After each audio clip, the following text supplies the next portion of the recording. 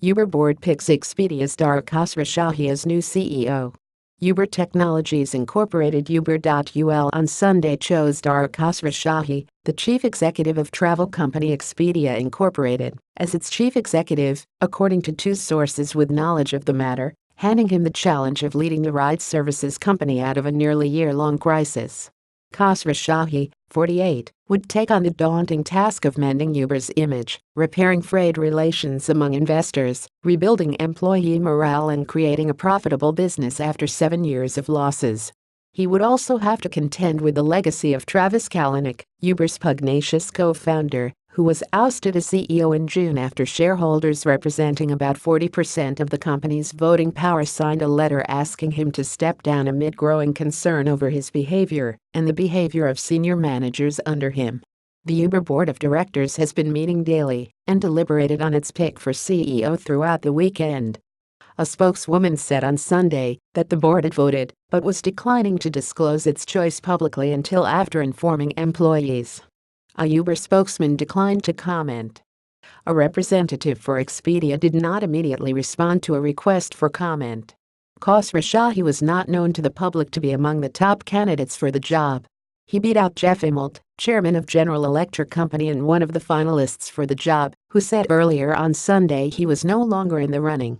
Meg Whitman, chief executive of Hewlett-Packard Enterprise, had also been a leading candidate.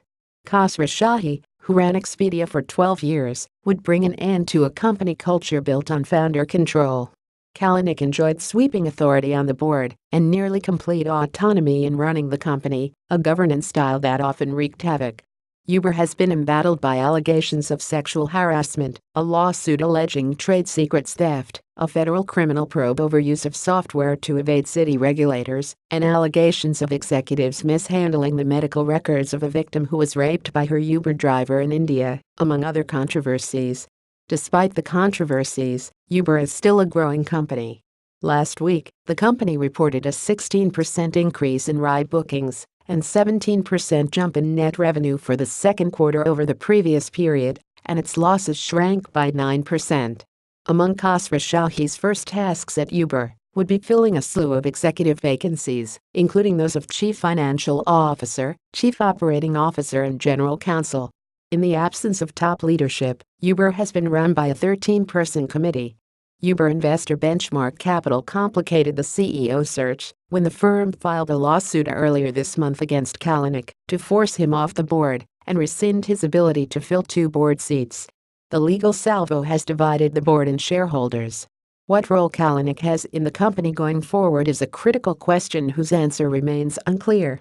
Benchmark has accused Kalanick of meddling in the CEO search as part of a scheme to regain power, an accusation Kalanick has called meritless. In a previous statement, Kalanick said he would support the new CEO to guide Uber into its next phase of growth and ensure its continued success.